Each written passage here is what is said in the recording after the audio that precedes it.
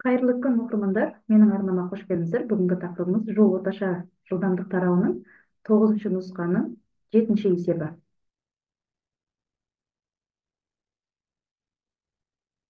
Жол орташа жылдамдық.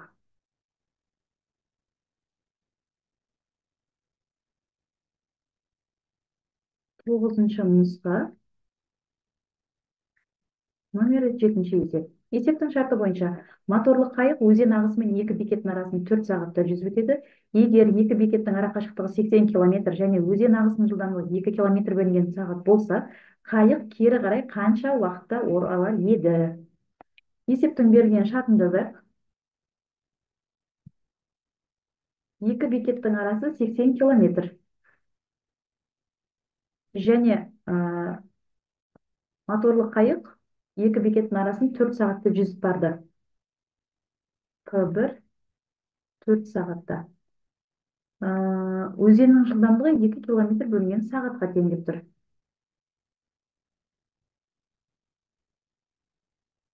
Кері қарай өзен ағысына қарсы жүзетін болса, ол қанша уақытта жүріп келеді? Табу керек.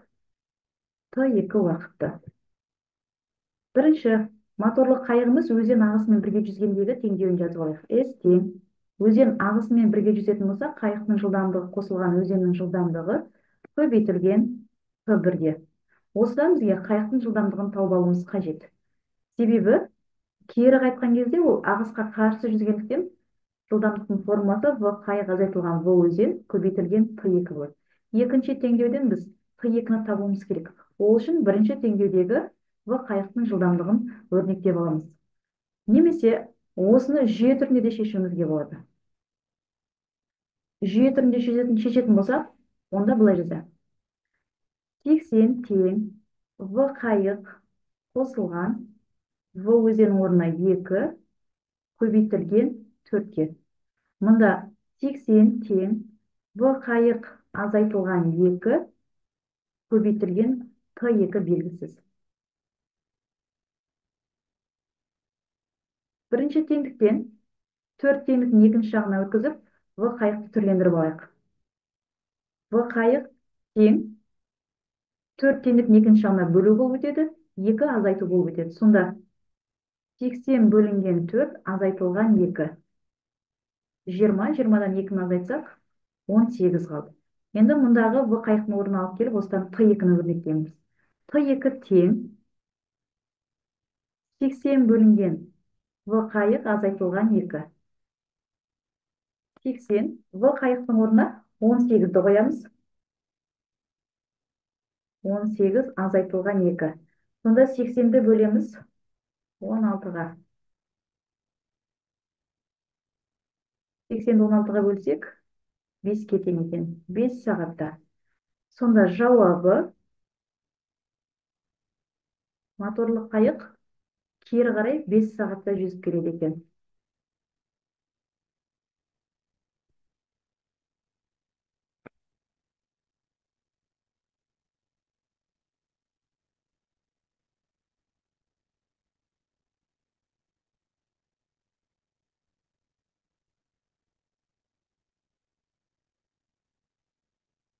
Жол орташа жылдамдық тарауының 10-шы нұсқаның 7-ші есебі.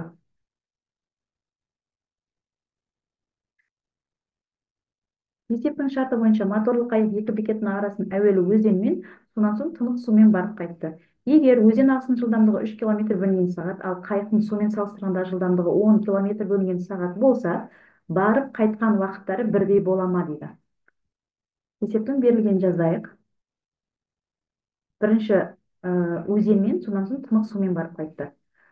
Өзеннің жылдамдығы 3 км бөлінген сағат, ал қайықтың жылдамдығы 10 км бөлінген сағатқа тең. Екеуінің барып қайтқан уақыттары бірдей бола ма? Уақыттарын табу керек. Табу керек. Өзенмен барып келген уақытты және тынық сумен, оны көл деп қарастырайық, көлмен барып келген уақытты. Екі жағдай үшін қарастырамыз. Бірінші, өзенмен барып келген уақытын табайық.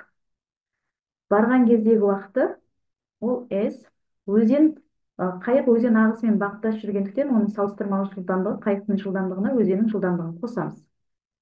Сонда S 10 қосылған 3 тең S бөлінген 13. Қайтқан кездегі уақыты S V қайық азайтылған V өзен.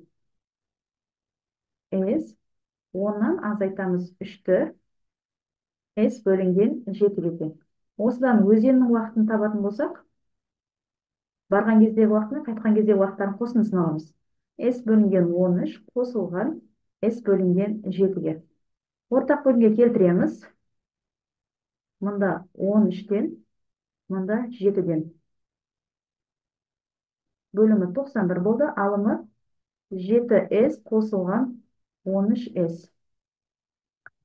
Тең 20S бөлінген 91. Тура сол сияқты көлмен барып келген уақытын табамыз. Барған кездегі уақыты. Көл ол бір орында тұратын су, сондықтан ол жерде өзен ағысы болмайды, тек қайықтың жылдамдығымен ғана барады. S бөлінген 10. Және қайтқан кезде де тек қана қайықтың жылдамдығымен қайтады. Сондықтан S бөлінген 10 болды. Көлдің барып келген кездегі уақытын табатын болсақ, S бөлінген 10 қосылған S бөлінген 10. Бөлімдері тең, онда тек алымы қосылады. 2S бөлінген 10-ға тең, немесе S бөлінген 5 болды. Енді бізге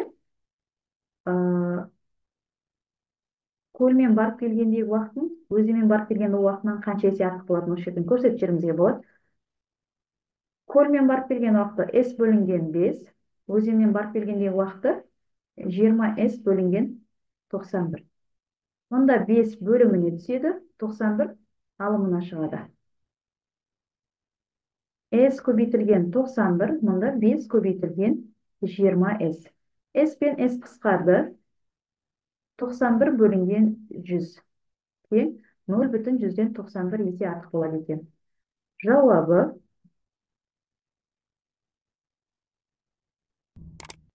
көлмен барып келгендегі уақыт, өзенмен барып келген уақыттан 0,191 есе артық болады екен. Осы сияқты есептер ұнап отырса, арнама жазылып, комментарий жазып, лайк баса отырыңыздар.